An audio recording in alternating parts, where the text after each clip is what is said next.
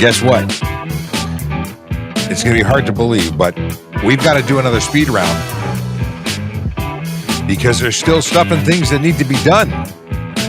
And I'm using a little fraction of time available to jump in here. Call it a mental health break because I love doing it, and I needed to stop doing what I was doing for a few minutes. So, I didn't want to leave you hanging, because hanging, that's not good. That's not good. Happy Tuesday, everybody. Hope you're having a great day. We're going to do, again, a speed round because I am stuck doing other stuff other than this. People think that this is all I do. This is not all I do. And it's June 4th. It's not July 4th. July 4th is somebody's birthday. And I wish them a birthday a month in advance. I had them in their contact card. I put them as July 4th, but it works out that I actually also put an entry in for June 4th. So they reminded me I was wrong. Anyway, it's not their birthday. Okay, Vision Zero Enforcement Team today are spending time in 12th Division and 41 Division. Those are the neighborhoods of Weston, Mount Dennis, Rockcliffe, Smythe, Kennedy Park, Birchcliff, Cliffside, neighborhoods where real people live, work, and play and deserve to be safe. Why is that so important? Well, I'm glad you asked. Because there's people who are doing silly, silly things in those communities. They're speeding, they're driving aggressively, they're driving distracted, they're driving impaired, they're causing risk to occur. And people say, well, if nobody gets hurt, what's the big deal? It's not if, it's when, because someone's going to get hurt. It happens all the time. Last year, 45 people died as a result of collisions, motor vehicle collisions. We don't need those. I mean, the numbers are going up. We're going to catch up. It's very often that we get to these numbers. They shouldn't be. They're completely unacceptable. What do I mean by that? I mean, we know the behaviors that lead to serious injury and death, and minor collisions are going to happen, fender benders and such. But the ones that lead to serious injury and death are preventable. It's entirely based on behavior. So let's not have the behavior that leads to bad stuff and things. We're, like I said, going through it at high speed. I did. I felt weird doing it, but I even put up the 20 minutes we did yesterday as a podcast. So know that if you don't have the opportunity, it says the wrong date. Thank you very much. Chase says the 31st. You know why? Because I didn't schedule this. I just threw it up, and it says Friday because that's the last time I used this particular portable.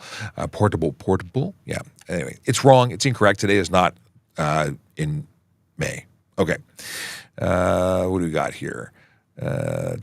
Happy Tuesday. Yeah, we got that. Chase, what's going on? Kayla, greetings and salutations.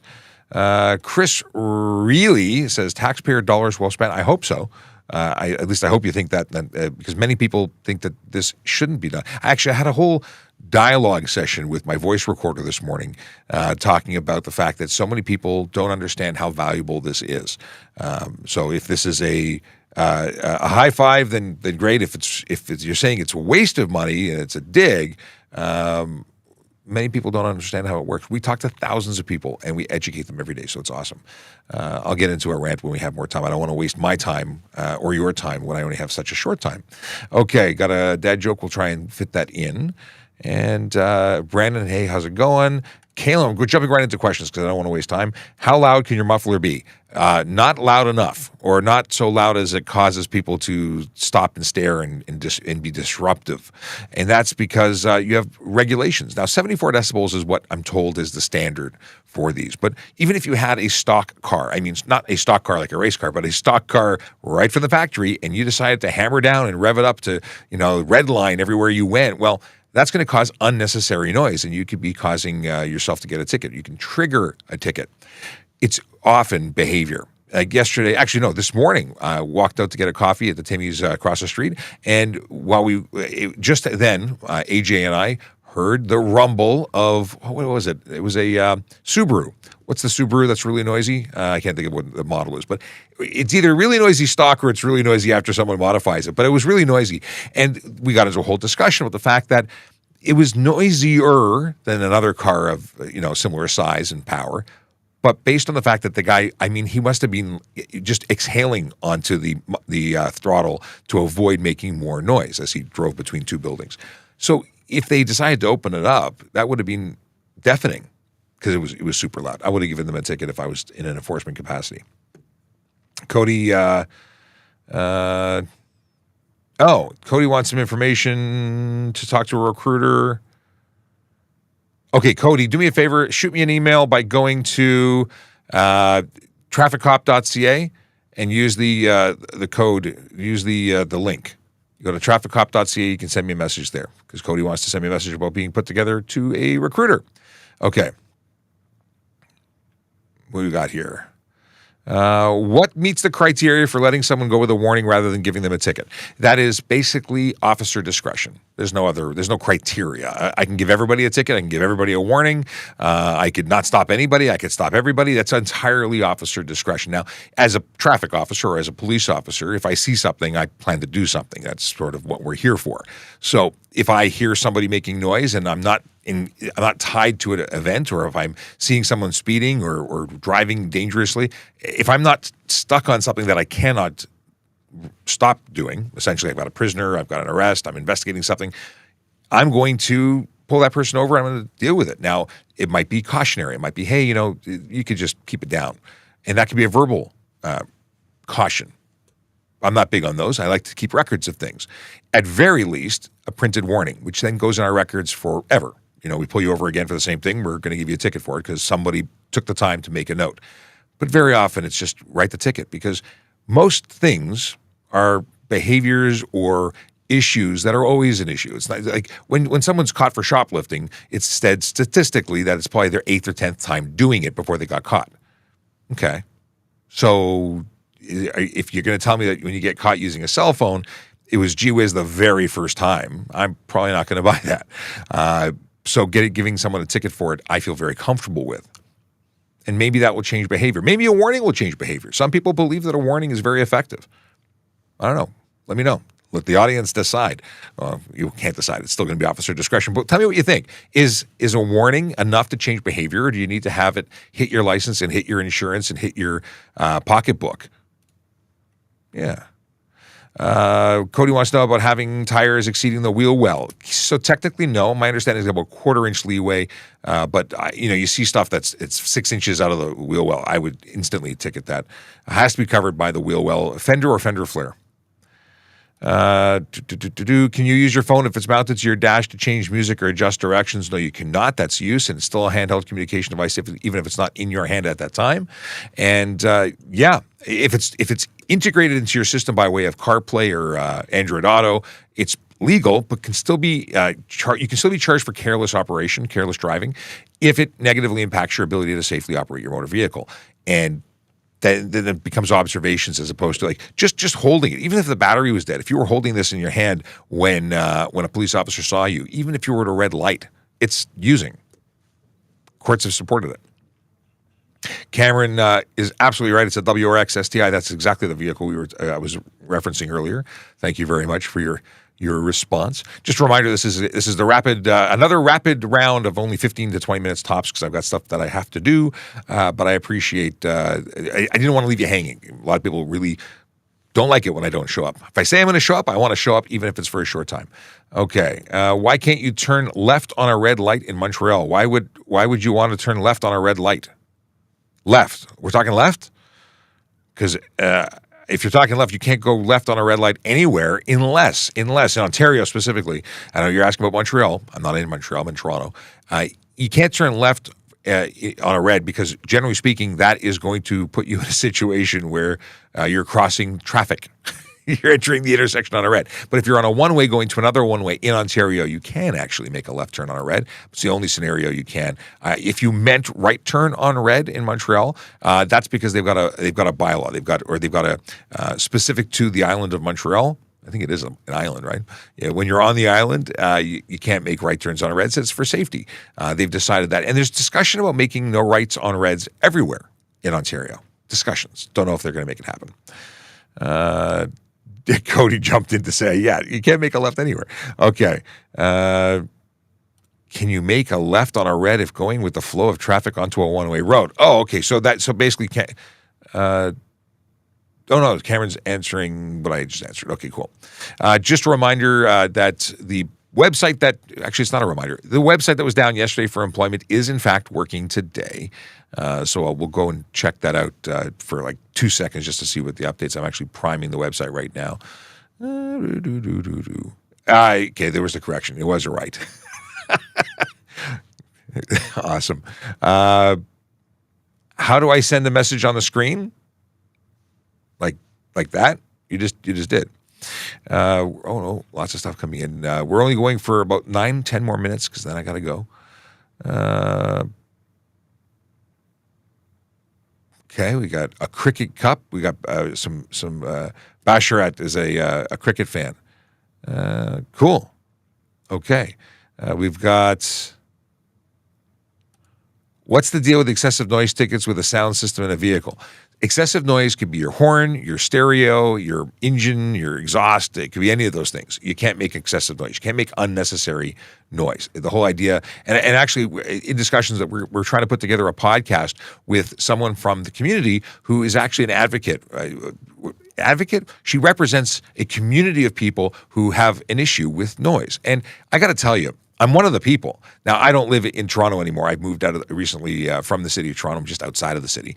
And I can tell you that people driving their vehicles that make noise at all hours of the night, kilometers away from me, I hear it in my bedroom like they're next to me. Like it's not okay. Yeah. So I get it. So I'm really looking forward to doing an episode there. Okay, what do we got here? Mateos wants to know about crown-landed motorized vehicles. I don't know about that. That's going to be a Sergeant Campbell question when he's back. If I was at fault for a collision, how long does it stay on my record? Your long history, like your record's your record forever. But in terms of what your insurance company can see, they can see the current 3 years. That said, they can keep records. Like they write it down, they know when your last collision was. If you're going to a new company after 3 years, they won't see the collision. They won't see the conviction, I should say. Collisions, maybe they can see, but the conviction they wouldn't see. COD says not true, but I don't know what the heck COD is talking about. It's usually good if you're going to make a statement to like reference what you're talking about so somebody would know what you're talking about, and I don't. Mustangs have an exhaust with a good neighbor mode, which makes it quieter. Do you think all sports cars and muscle cars should have this? Listen, I appreciate the fact that it's got a mute button, essentially. But valved systems, truly valved systems that bypass, which many people want to put in, are illegal. That changes something else. That just makes it free breathing or not. I did see some video on it. I don't know exactly how it works. Let's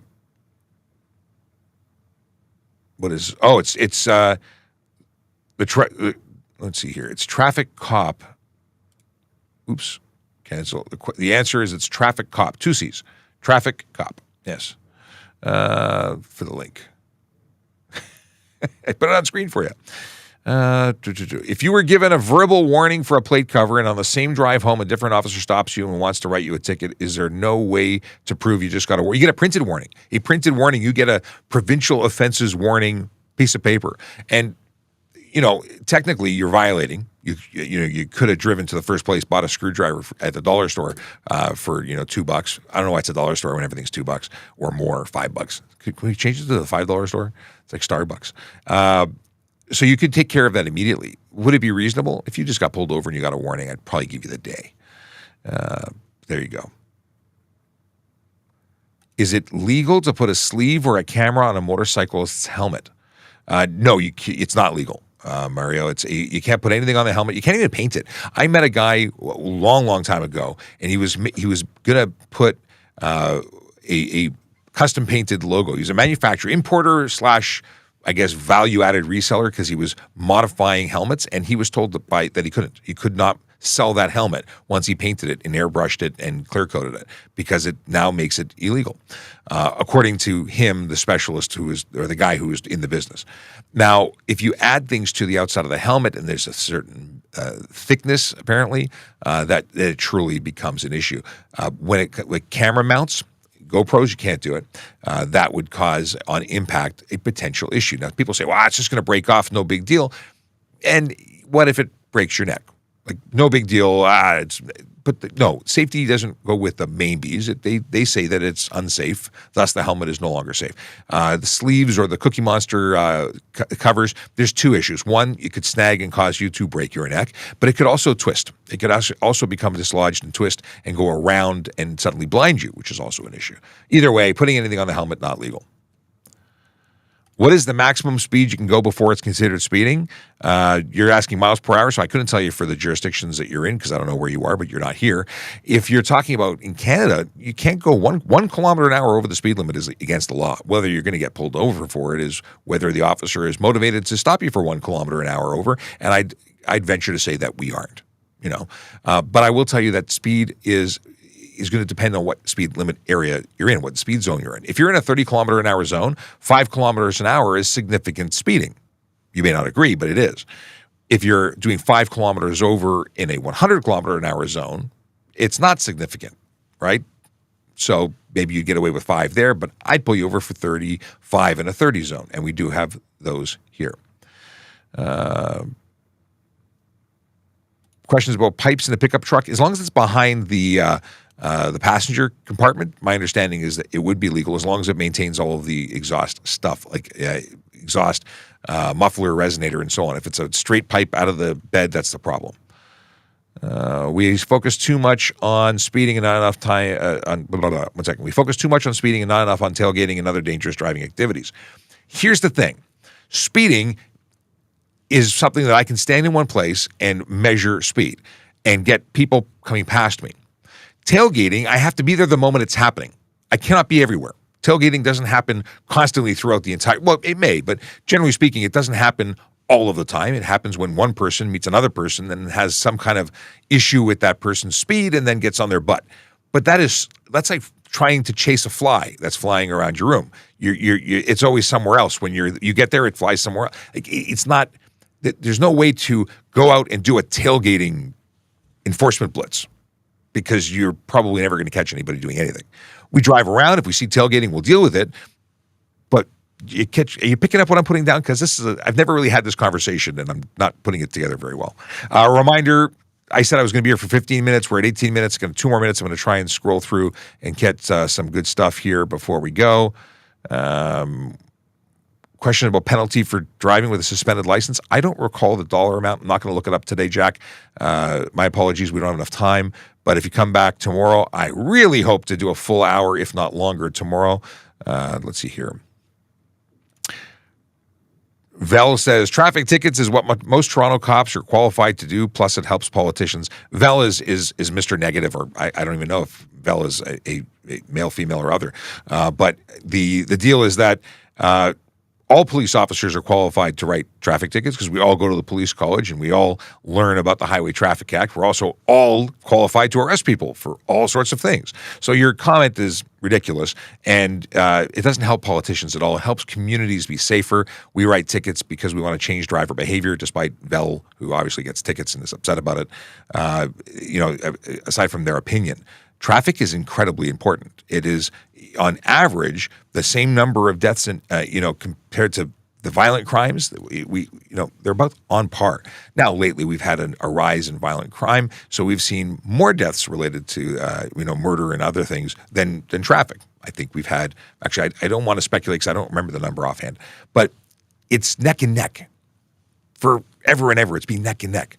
To say that traffic's not important is a ridiculous statement. Anyway, moving on from Val, I forgot your name already. Let's see here. What is this? Who's asking about no front plate? What's the punishment for having no front nor rear plate on your car? No front or rear? So if you have no plates on your car, you have no plates on your car. So you're failing to display your plates? Well, it starts with $110. If you have one plate or no plates, it's $110 starting. But there's more going on there. Why are you running no plates? So an investigation will ensue, and we'll find out what's going on. But obviously, you can't drive like that. So you're probably going to be needing to get towed. It's just saying. Modified car with a visible catalytic converter. What's the laws with emissions? If you're messing with your emissions, it's about it's $800, at least $600. It's recently changed. The Environmental Protection Act was changed, and those charges entered the Highway Traffic Act. are substituting your stock muffler with a valve muffler. Yeah, the valve that prevents that bypasses a bypass valve on the inside of your vehicle would, if it was within the system, but it reduced its flow, which is what the Mustang does. But if it bypasses it and truly bypasses the muffler, that's even having it, even if you don't use it, it's illegal. Okay. Egg wants to cancel front plates. We can't do that. We talked about it, but we didn't do it.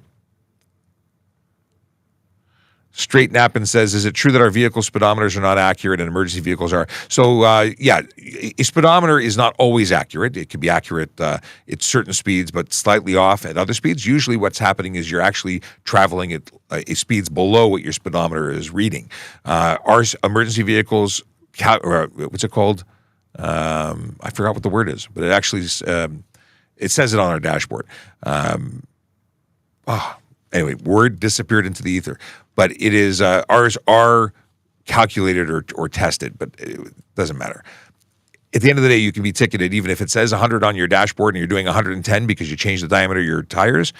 Yeah, you're still responsible for what your speed is, not what your speedometer says. You can use it or try and use it as a defense, and some people go get an invoice saying I got it fixed, and the judge can or the JP can do what they want. They can either decide to make you not responsible or hold you accountable because it's your responsibility not only to keep your vehicle in good working order, including your speedometer, but also not speeding. So the speed you are traveling it is the max, or the maximum speed posted is the maximum you can go. When people are doing 10, 15, 20 over, I have no sympathy for them at all. They're all speeding. When are you going to enforce tint law? I think that it should be enforced every single day, and we're doing more and more of it, but it is not the highest priority of what we have out there. We have people who are putting lives at risk, and tint is a risk because you see less, and seeing less means you could possibly. Boy, my speaking is not doing very well today. But the deal is that, it's a big deal. I write tint tickets, or at least I did when I was on the road, and I know many, many officers who do, but it's not the priority. We don't go and hang out on the road looking for tinted vehicles. We look for vehicles that are traveling in such a way that lives are being put at risk, and that's what we're here for. Safety. It's all about safety. For those people who point a finger and say, they're just trying to make money, it's got nothing to do with money. Dad joke, what do you call 100 baby sheep rolling down a hill? A landslide. A landslide, baby. I didn't write the joke. That's all Kayla's fault. Don't blame me. Okay, I got to go. 23 minutes was longer than I thought I'd spend, but I did want to come here and meet up with you for a short bit. We'll be back tomorrow. Gosh darn it, I'm going to try. And I said I was going to talk about employment real quick, and just because I have it on the screen, I'm going to put it on the screen and share it with you because people are interested in becoming members of the Toronto Police Service. And if you're not interested, police officer jobs are there. If you're interested in becoming a cop, no problem. But if you want to be a senior analyst, a senior programmer, or a communications operator, those are civilian positions currently available. And to get that, go to the employment unit at www.tps.ca/careers. Boy, I'm speaking quickly today and still spending more time than I thought I would. Where's my mouse? Okay, here, I'm going back a page. If you want to find out about police constable, press that button and then go and read everything and then come back up and press apply now. And then you can apply to become a police officer because we're hiring. And if you are interested in serving your community, we're interested in talking to you about that. Come join the most amazing job in the world, truly.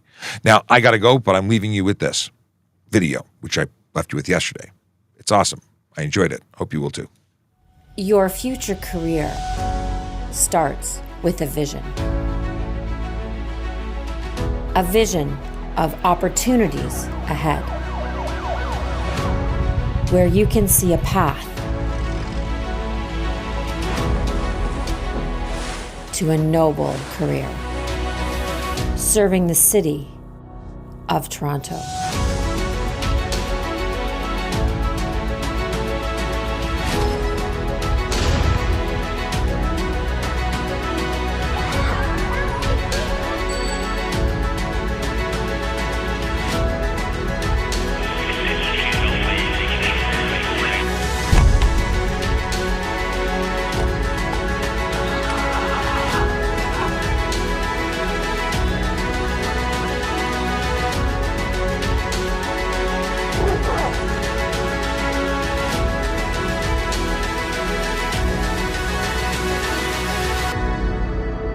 Where do you see yourself?